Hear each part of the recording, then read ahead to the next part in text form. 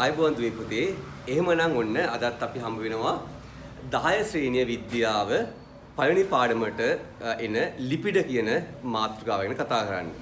හොඳයි. එහෙමනම් ඔයාලට මතක ඇති අපි ආයිත් මම පොඩ්ඩක් මතක් කරමු මේ පළවෙනි පාඩමේ එනවා කාබනික සංයෝග ප්‍රධාන වර්ග 4ක්. නේද? එහෙනම් ජෛව අණු ප්‍රධාන වර්ග 4ක්. මොනවද? කාබෝහයිඩ්‍රේට්, ප්‍රෝටීන, ලිපිඩ, නියුක්ලික් අම්ල, එතන න්‍යෂ්ටික අම්ල.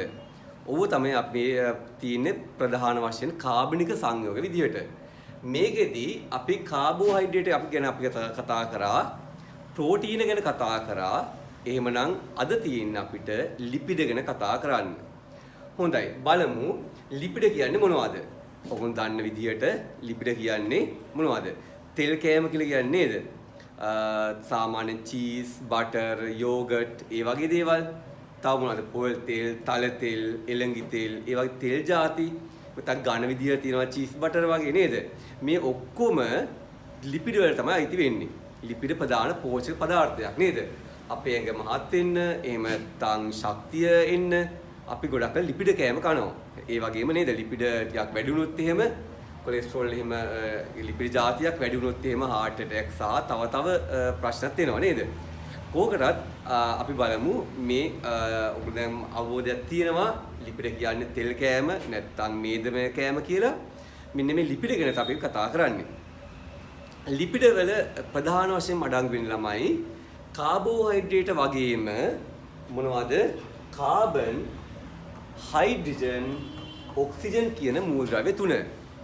ඔකට මතකයි කාබෝහයිඩ්‍රේට් වල තිබෙත් කාබන්, හයිඩ්‍රජන්, ඔක්සිජන් කියන සංයෝග තුන තමයි තිබ්බේ. එතකොට මේ ඔකට මතකද කාබන්, හයිඩ්‍රජන්, ඔක්සිජන් තිබ්බා වගේම කාබෝහයිඩ්‍රේට් වල විශේෂත්වය මෙන්න මේ හයිඩ්‍රජන් ඔක්සිජන් අනුපාතය දෙකට එක වුණා නේද? හයිඩ්‍රජන් ඔක්සිජන් අනුපාතය කාබෝහයිඩ්‍රේට් එකක් නම් දෙකට එක වෙනවා. අපි එතනින් තමයි අඳුරගන්නේ මේක කාබෝහයිඩ්‍රේට් එකක් කියලා. ලිපිඩ එක වෙන්නේ ළමයි මෙන්න මේ හයිඩ්‍රජන් ඔක්සිජන් අනුපාතය දෙකට එකට වඩා වැඩි වෙනවා. කාබන්, හයිඩ්‍රජන්, ඔක්සිජන් අඩංගු වෙනවා ලිපිඩ වල. හැබැයි හයිඩ්‍රජන් ඔක්සිජන් අනුපාතය දෙකට එකට වඩා වැඩි. මම උදාහරණයක් කියන්නම්කෝ. දැන් මේක ඔයා බලන්න. අපි හිතමු ඔයා දන්නවා දැන් මේ තියෙන්නේ මොකද්ද? මේක ඔයා දන්නවා කාබෝහයිඩ්‍රේට් එකක් කියලා. ඇයි ඒ? කාබන්, හයිඩ්‍රජන්, ඔක්සිජන් තියෙනවා. හයිඩ්‍රජන් ඔක්සිජන් අනුපාතය දෙකට එකයි නේද? එහෙනම් මේක මොකද්ද? කාබෝහයිඩ්‍රේට් එකක්. ලිපිඩයක් නම් මෙහෙමයි. ලිපිඩයක් නම් අපි හිතමු කාබන් 5යි නම් අපි හිතමු H 20යි නම් O 6ක් වගේ. එතකොට බලන්න මේකේ CHO තියෙන තමයි. හැබැයි දෙකට එකට අනුපාතයට වඩා වැඩි නේද හයිඩ්‍රජන් ඔක්සිජන්? මේ බලන්න 20ට 6 අනුපාතය කියන්නේ සම දෙකට එකට වඩා වැඩි නේද? සාමාන්‍ය ආසන්න වශයෙන් 20යි 5යි ගත්තොත් 4ට එකක් වගේ අනුපාතයක් තියෙන්නේ. මේ අනුපාතය වැඩි. ඒ කියන්නේ මේක අපි හිතමු මේකම කාබෝහයිඩ්‍රේට් එකක් නම් කොහොමද වෙන්න ඕනේ? මෙයා C5යි නම් H 20යි නම් O කියන එක නෙන්න ඕනේ. O 10ක් එන්න ඕනේ. නේද? ඒ කියන්නේ කාබෝහයිඩ්‍රේට් වලට වඩා ලිපිඩ වල ඔක්සිජන් ප්‍රමාණය මොකද වෙන්නේ? අඩුයි. අන්න එහෙම තියාගන්න. මේක පැහැදිලි වෙනවා ඇති. එහෙමත් නැත්නම් ආයිත් මේ විදිහ මත තියාගන්න ලිපිඩ කියන්නේ කාබන්, හයිඩ්‍රජන්, ඔක්සිජන් වලින් සැදී ඒ වගේම හයිඩ්‍රජන් ඔක්සිජන් අතර අනුපාතය දෙකට එකට වඩා වැඩි කාබනික සංයෝගක කියලා. හරිද?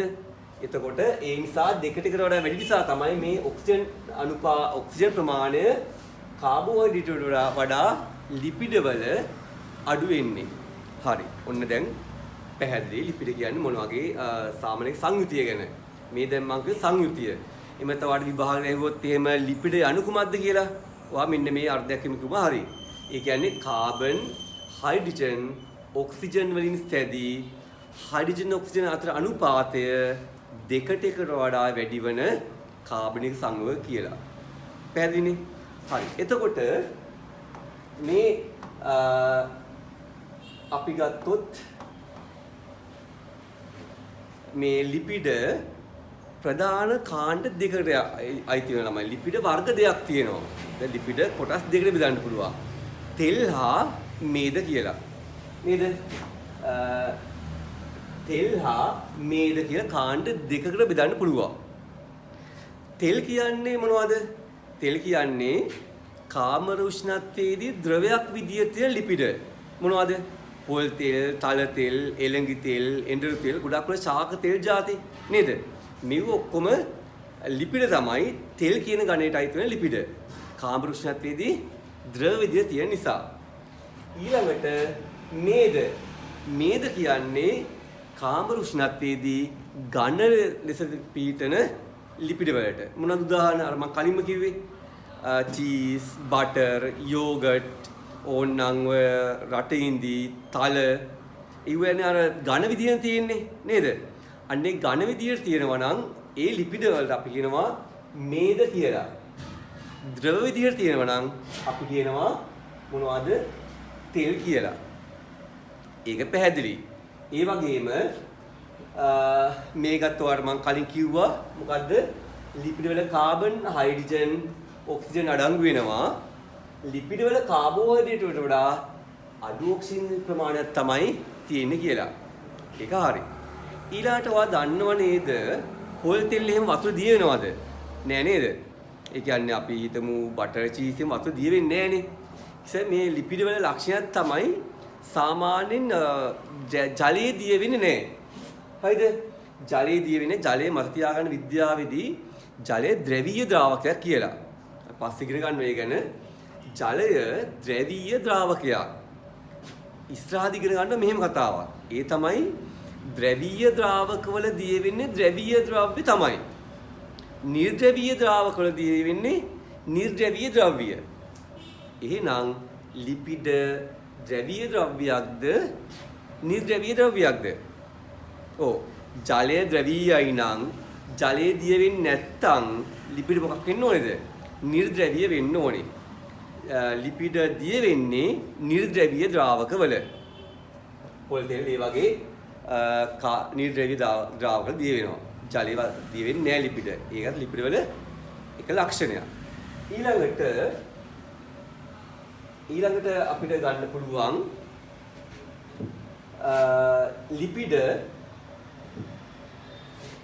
ලිපිඩ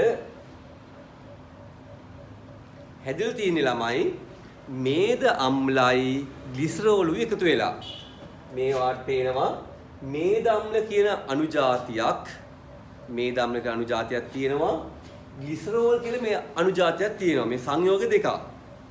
මේ මේද අම්ලයි ග්ලිසරෝලුයි එකතු වෙලා තමයි ලිපිඩ හැදෙන්නේ.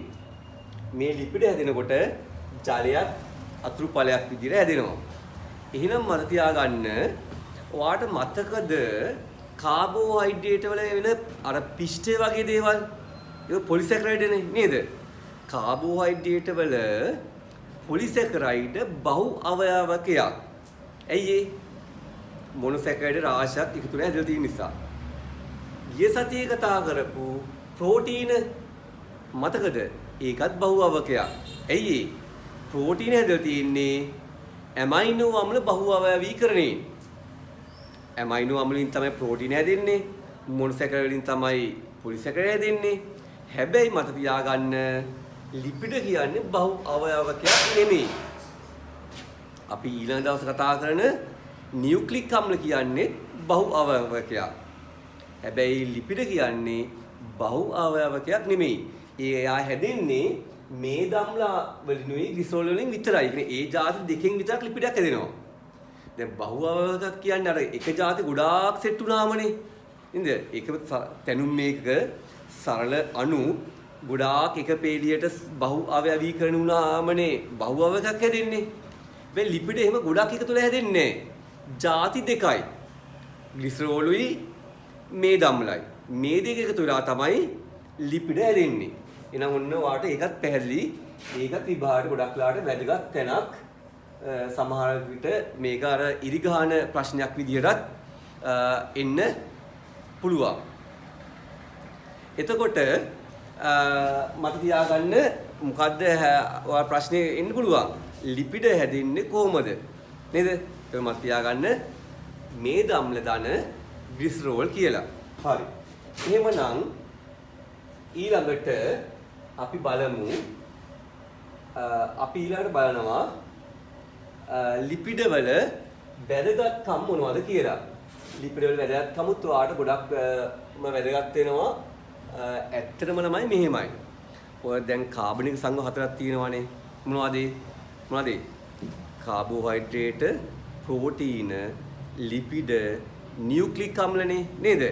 මෙන්න මෙව්වේ ඔයා සංයුතිය දැනගන්න ඕනේ. ඔන්න අපිට අද සංයුතිය දැනගත්ත ලිපිඩ වල. ඒ වගේම ඒකේ වැදගත්කම් ටික දැනගන්න ඕනේ. ඊට පස්සේ ඒව අඳුර ගන්න පරීක්ෂණය දැනගන්න ඕනේ. මේ විභාගයට අහන තැන තමයි මම කිව්වේ. එහෙමනම් ලිපිඩ වල වැදගත්කම් ටික ඔයා දැනගන්න ඕනේ.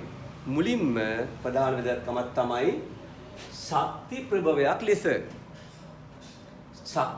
ලෙස භාවිතා කරනවා ලිපිඩ. ඔයාට ඒතකොට මතක ඇති අපි කාබෝහයිඩ්‍රේට් වල වැදගත්කමක් විදියට කිව්ව මොකද්ද? ශක්ති ප්‍රභවයක් ලෙස කියලා. ඒ වගේම මොකද්ද? ප්‍රෝටීන වල වැදගත්කමක් විදියට කිව්වා ශක්ති ප්‍රභවයක් කියලා. ඒ වගේම අද අපි කතා කරනවා ලිපිඩ වලත් වැදගත්කමක් තමයි මොකද්ද? ශක්ති ප්‍රභවයක් ලෙස. ඒ කියන්නේ අපි ලිපිඩ කෑම කෑවොත් අපිට ශක්තිය ලැබෙනවා. නේද? ඇත්තටම කිව්වොත් ළමයි වැඩිපුරම ශක්ති ජනකයක් තියෙන්නේ මේ ලිපිඩ වලින්. තෙල් කෑම වලින් ලැබෙන ශක්තිය කාබෝහයිඩ්‍රේට් වඩා ප්‍රෝටීන වලට වඩා ගොඩක් වැඩි ශක්තිය කියන කැලරි ප්‍රමාණය ශක්ති ප්‍රමාණය ගොඩක් වැඩි වෙන්නේ මේ ලිපිඩ වලින්. හරිද? ඒ නිසා තමයි සාමාන්‍යයෙන් ඔය නේද? වේට්ස් කරන කට්ටිය වෙන්න පුළුවන්, ස්පෝර්ට්ස් කරන කට්ටිය, මත බර වැඩ කරන කට්ටියට ඒගොල්ලන්ට මේ ලිපි තෙල් කෑම වලින් ඒ අවශ්‍ය ශක්තිය වැඩිපුර ලබා ගන්න පුළුවන්. ඒ කියන්නේ මොනවද? ඔය අපි හිතමු නේද? තල ගුලි වෙන්න පුළුවන්, එහෙම නැත්නම් රට ඉඳි වෙන්න පුළුවන්, යෝගට්, චීස්, මීකිරි මේ වගේ තෙල් බහුල ආහාර වලින් ශක්තිය වැඩි. හැබැයි ඒවා දැනගන්න ඕනේ නේද? ඉව්ව කෑවා කියලා අපි අර කියන්නේ ක්‍රියා කරන්නේ නැතුව හිටියොත් හරියට කියන්නේ අපි ක්‍රියාශීලී වුනේ නැත්තම් ඒ තෙල් කෑම වැඩි සමහරවිට අපි දමනි බිත්තිවල තැම්පත් වෙලා අධික දුර පීඩනය, කොලෙස්ටරෝල්, හෘද ආබාධ වගේ ඇති වෙන්න පුළුවන්. අපි මේ තෙල් කෑම කන්න ඕනේ ශක්තිය ලබා ගන්න. හැබැයි ඒ වගේම අපි ක්‍රියාශීලී අතපය ටිකක් වැඩිපුර වැඩ කරන්න ඕනේ. මහන්සි වෙන්න ඕනේ. එතකොට ප්‍රශ්නයක් නැහැ. දමනි වල තැම්පත් වෙන්නේ අපිට ඒකෙන් වැඩිපුර ශක්තියක් ලැබෙනවා. හරි? එහෙමනම් ලිපිඩ වල ප්‍රධාන වැදගත්කම තමයි මොකද්ද? ශක්ති ප්‍රභවයක් ලෙස. ඊළඟට ව්‍යුහාත්මක සංඝටක සෑදීමට. ව්‍යුහාත්මක සංඝටක. ඔයාට මතකද අර කාබෝහයිඩ්‍රේට් වලත් ඔය කතාව තිබ්බා. ප්‍රෝටීන වලත් මේ කතාව තියෙනවා. අද මේ කතා කරන මොකද්ද? ලිපිඩ වලත් ව්‍යුහාත්මක සංඝට සෑදීම කියන එක තියෙනවා. ව්‍යුහාත්මක සංඝට කියන්නේ මොකද්ද? අපේ ඇඟේ මොනම හරි එක්ක පටකයක් වෙන්න පුළුවන්, සෛලයක් වෙන්න පුළුවන්, අවයවයක් වෙන්න පුළුවන්. මේ මොනම හරි ව්‍යුහයක් හදන්න වැදගත් වෙනවා කියන එක. ඒකට හොඳම උදාහරණයක් තමයි මේ බලන්න මේ මොකක්ද තියෙන්නේ කියලා. මේ ඇඳලා තියෙන්නේ ප්ලාස්ම පටලය. ප්ලාස්ම පටලය කියන්නේ අපි ඊළඟ පාඩමෙත් ඉගෙන ගන්නවා ශාක සෛලවලයි සත්ත්ව සෛලවලයි තියෙන මේ සෛලයක පිටත සීමාව. සත්ත්ව සෛලයන් පිටතම තියෙන්නේ සෛල පටලය නැත්නම් ප්ලාස්ම පටලය. ශාක සෛල නම් සෛල බිත්තියක් තියෙන නිසා සෛල බිත්තියට මේ ඇතුලෙන් තියෙන්නේ මොකද්ද? ප්ලාස්ම පටලය. මේ ප්ලාස්ම පටලය හැදෙන්න වැදගත් වෙන ළමයි ප්‍රධාන ಜಾති දෙකක්. ඒ මොකද්ද? ෆොස්ෆොලිපිඩයි ප්‍රෝටීනයි. ගිය සතියේ ඔයගොල්ලෝ මතකද ප්‍රෝටීන වල වැදගත්කමක් යටත් ඕක අපි කතා කරා. ප්‍රෝටීන වැදගත්කමක් කතා කරා මොකද්ද? සෛල පටල හදනවා කියලා. මතක තියාගන්න. ඒ වගේම ප්‍රධානම සංඝටකය තමයි ප්ලාස්ම පටලය වල මොකද්ද?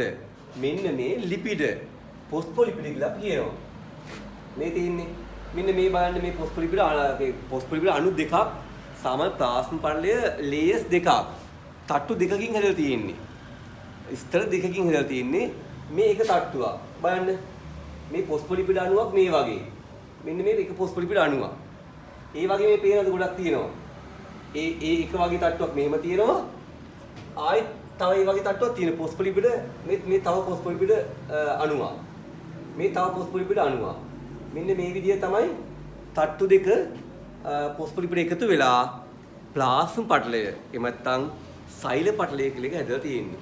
එහෙනම් මත් තියාගන්න ලිපිඩ වල වැදගත්ම එකක් තමයි ව්‍යුහාත්මක සංඝටක හැදීම. උදාහරණ තමයි සෛල පටලයේ තියෙන මොකද්ද? ප්ලාස්ම පටලය. හරි. ඊළඟට අපි බලමු ඊළඟ වැදගත්කම මොකද්ද කියලා. ඊළඟ වැදගත්කම තමයි ජල සංරක්ෂණයට ලිපිඩ වැදගත් වෙනවා ජල සංරක්ෂණය සඳහා. ඒ කියන්නේ මොකද්ද? ඒ කියන්නේ දැන් ශාකවල නම් මතුපිට පෘෂ්ඨයේ තියෙන නම කියුටින් කියලා જાතියක්. ඔයා දන්නව නේද?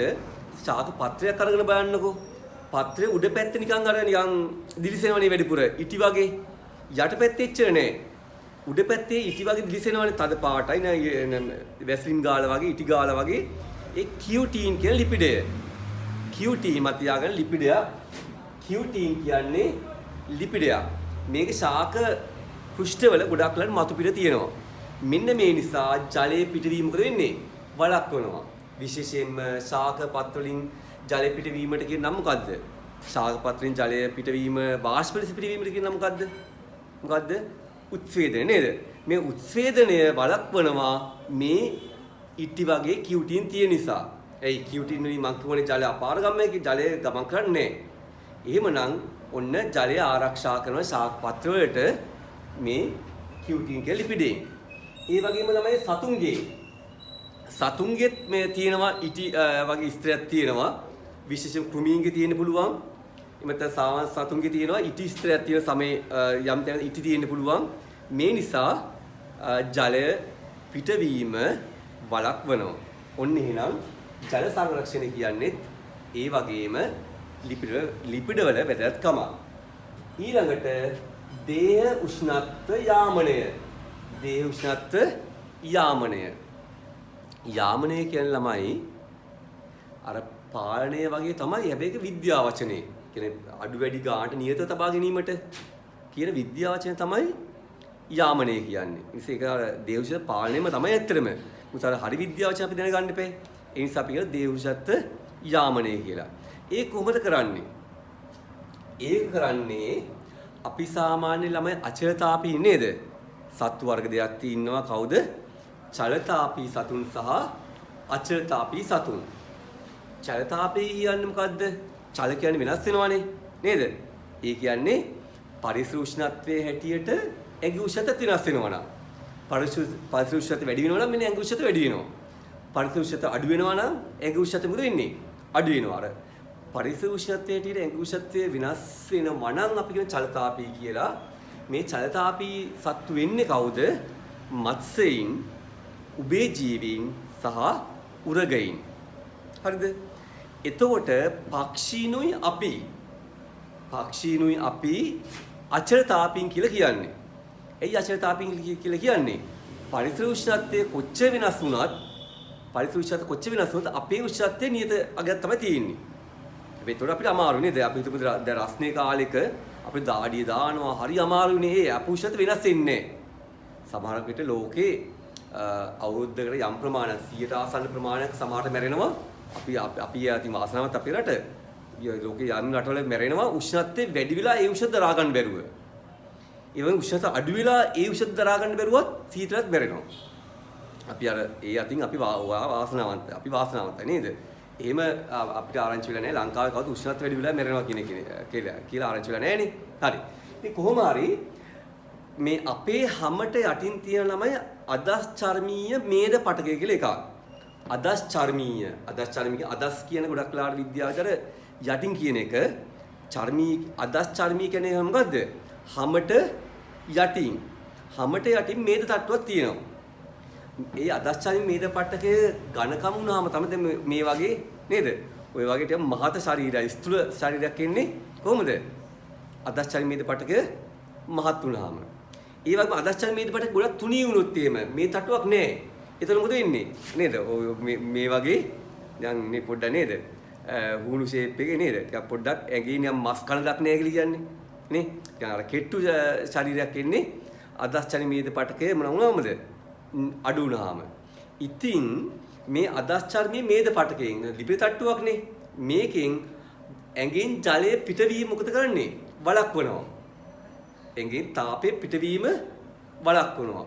ඒ ගොඩක් හොඳයි මොන වගේ අයටද? සීතල කලාපයේ අයට. එන ගොඩක් ඔය පිටරට අයනේ යුරෝපියන් කන්ට්‍රීස් කියලා කියන්නේ. පිටරට බටහිර රටවල අර සීතල රටවල කට්ටිය ගොඩක් බලන්න අපිට වඩා ටිකක් ඒගොල්ලෝ සයිස් නේද? ගොඩ මහත අපි වගේ මේ කූටු එහෙම නෑනේ නේ. හොඳ සයිස් මහතයි. ඇයි ඒ? ඒගොල්ලෝ අදස්චාරි මේද පටක වැඩි. ඒතකොට ලිපිඩ තට්ටුව තියෙනවා ඇඟෙන් තාපෙ පිට වෙන්නේ. සීතලට උනත් ඒගොල්ලෝ ඉන්න පුළුවන් එතකොට. අපි වගේ නිවර්තන කලාපීය නේ උෂ්ණ කලාපී රටවලට ඇත්තටම ගැලපෙන්නේ. ඒතකොට මොකද්ද? ඇඟෙන් අපේ තාපෙ පිට වෙන්න ඕන. මේ රස්නේනේ. ඇඟෙන් තාපෙ පිට වෙන්න ඕනේ. නේ අපේ හැම මොකද වෙන්න ඕනේ ගොඩක් වෙලාට. අපි කෙට්ටු වෙන්න ඕනේ. ඒ කියන්නේ අදස්චාරි මේද පටකේ අපි අඩු වෙන තරමට අපිට ටිකක් අර සුවපහසු විදියට රස්නේ වෙලා වුණත් ඉන්න පුළුවන්. හරි. එහෙනම් වර්ත හැදලි දේවශත යාමනයකුත් කරනවා ලිපිඩ මගින්. ඊළඟට අපි බලමු තව කාර්යයන් දෙකක් තියෙන වැදගත්කම් දෙකක් තියෙනවා ලිපිඩවල. ඒ තමයි මොකද්ද? අභ්‍යන්තර ඉන්ද්‍රියවල ආරක්ෂාව සඳහා. ඒ කියන්නේ අපේ ගොඩක් අවයව තියෙනවනේ.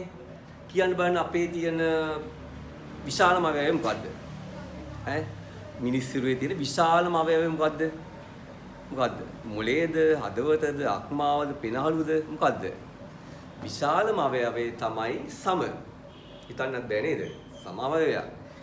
සම තියෙනවා. ඇඟේ ඇතුලේ තියෙන ලොකුම අවයවය මොකද්ද? අභ්‍යන්තරයේ තියෙන ලොකුම අවයවය අපේ ඇඟේ ඉන්ද්‍රිය මොකද්ද? ඒ තමයි අක්මාව. ඉතින් මේ අක්මාව විතරක් නෙමෙයි ඇඟ ඇතුලේ තියෙන ගොඩාක් අවයව වල ළමයි පිටින් තියෙනවා මොකද්ද? මේද තට්ටුවක් තියෙනවා. ඒ මේද තට්ටු මගින් මොකද වෙන්නේ? කම්පන වලින් ආරක්ෂා කරනවා. හරිද? අපි තු මේ අවයවයක් නම් මේ තියෙන මේද තට්ටුවක් තියෙනවනේ. මේ තට්ටුවෙන් ආරක්ෂා වෙලා තියෙන්නේ. ඒක කම්පන මොකද කරන්නේ? කම්පන ඇතුලට ඉන්න දෙන්නේ නැහැ.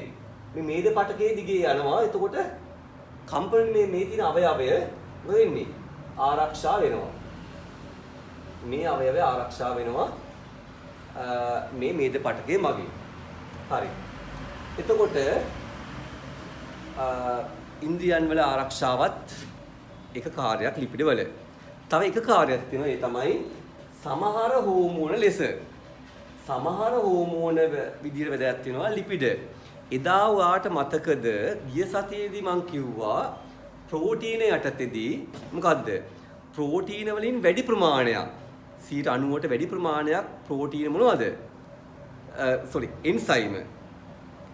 එන්සයිම වල 100%ක්ම මොනවද? ප්‍රෝටීන. එන්සයිම 100%ක්ම ප්‍රෝටීන. හෝමෝන වලින්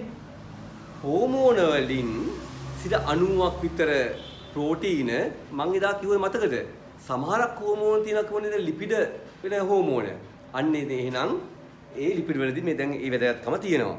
ඒ කියන්නේ හෝමෝන සමහරක් කියුවා ලිපිඩ. මොනවද? ගොඩක් වෙලා ලිංගික හෝමෝන. ලිංගික හෝමෝන ලිපිඩ කියලා මතය ලේසි නේද? ලිංගික ලියන්න තියෙනවා, ලිපිඩ ලියන්න තියෙනවා. ලිංගික හෝමෝන පිළමයිගෙන මොනවද? ටෙස්ටෙස්ටරෝන්. ගෑල්ලමයින මොනවද? ඊස්ට්‍රජන්, ප්‍රොජෙස්ටරෝන්. මෙන්න මේ හෝමෝන ලිපිඩ. එහෙනම් හෝමෝන විදියට වැදගත්කමක් තියෙනවා ලිපිඩ. දැන් එහෙමනම් ඔයාට මතක ඇති ආයිත් පොඩි පරීක්ෂණයක් කරොත් එහෙම ලිපිඩ වල වැදගත්කම් ටික මම ආයිත් එකින් එක මතක් කරන්නම්. ශක්ති ප්‍රබලයක් ලෙස වැදගත් වෙනවා. ඊළඟට මොකද්ද? ව්‍යුහාත්මක සංගත සැදීම වැදගත් වෙනවා.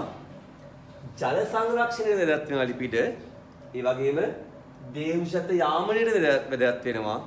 ඊළඟට අභ්‍යන්තර ඉන්ද්‍රියන් වල ආරක්ෂාවට වැදගත් වෙනවා. අන්තිම එක ඇතැම් හෝමෝන සංශ්ලේෂණයට වැදගත් වෙනවා.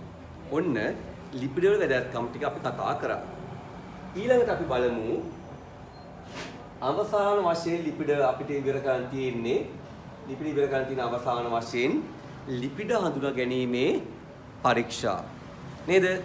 ඕන දන්නවා මං කියවනේ කාබෝහයිඩ්‍රේට් පරීක්ෂා කීපයක් තිබ්බ නේද? මොනවද? ඔයා දැනගන්න ඕන පිෂ්ඨ පරීක්ෂාව දැනගන්න ඕන කාබෝහයිඩ්‍රේට් වල, ග්ලූකෝස් පරීක්ෂාව දැනගන්න ඕනේ, සුක්‍රෝස් පරීක්ෂාව දැනගන්න ඕනේ නේද? ඒ වගේම ප්‍රෝටීන පරීක්ෂාවත් ඔයා දැනගන්න ඕනේ. ඒ වගේම අද අපි කතා කරන මේ ලිපිඩ පරීක්ෂාව ගැනත් ඔයා දැනගන්න ඕනේ. ලිපිඩ පරීක්ෂාවත් ඔයා දැනගන්න ඕනේ. හරිද? එතකොට ලිපිඩ පරීක්ෂාවට කියන නමක් තමයි ළමයි මොකද්ද? සූඩාන් 3 පරීක්ෂාව. ඔයාට කාට හරි මතකද මෙතන ඉන්න ප්‍රෝටීන පරීක්ෂාවට තව නමක් කිව්වා. මොකද්ද මේ පරීක්ෂාවට කියන නම? ප්‍රෝටීන පරීක්ෂාවට කියන නම? ඒකට අපි කියන්නේ බයියුරේට් පරීක්ෂාව කියලා. ඒ වගේම මෙන්න මේ ලිපිඩ හඳුනාගැනීමේ පරීක්ෂාවට අපි කියනවා සූඩාන් 3 පරීක්ෂාව කියලා. මේ 3 රෝමී ලක්ෂණ අපි ලියන්නේ සූඩාන් 3 පරීක්ෂාව කියලා කියනවා. ඒ ඇයි එහෙම කියන්නේ? අපි ඒ කියන්නේ මේ සූඩාන් 3 කියලා ප්‍රතිකාරකයක් තියෙන ද්‍රාවණයක් තියෙනවා විද්‍යාගාරේ. අන්න ඒක පාවිච්චි කරන නිසා. එතකොට සූඩාන් 3 පරීක්ෂාව කරන්නේ කොහොමද? හරි. එතකොට සූඩාන් 3 පරීක්ෂාව කරන්නේ අපි මොකක් හරි අපිට කැමට හරි ආහාර ද්‍රව්‍ය තෙල් ටිකක් කරන් තෙල් නම් කිලිම ගන්න පුළුවන්. මත කැමේ අපි ලිපිඩ තියෙනවද කියලා බලන්න අපි මොකද කරන්නේ? ඒ කැම ජලයත් එක්ක පොඩ්ඩක් පොඩි කරලා ඒ ජලීය නිස්සාරකයක් ගන්නවා. කැම. පොල් තෙල් නම් එහෙමයි, තල් තෙල් නම් එහෙමයි. ඒක නම් බලන් දෙකුත් නෑ නේද? පොල් තෙල් වල ලිපිඩ තියෙනවද බලන් දෙකුත් අපි දන්නවා වගේ ඉතින්. ඒත් කමක් නෑ. කැමක අපි තුමු මොකක් හරි අපි තුමු චීස් ටිකක. නැත්නම් මොකක් හරි කෑම අපි තුමුකෝ. ඒකේ අපි තෙල් තියෙන ලිපිඩ තියෙන බලන්න කොහමද? අපි ඒක ජලයේත් එක්ක පොඩි කරලා නිස්සාරකයක් වගේ අරගෙන බින්ඩර් කරන්නේ. අන්න ඒ වගේ අරගෙන ඒක පරීක්ෂණාලයට දානවා. ඒ පරීක්ෂණාලයට දාලා නේද?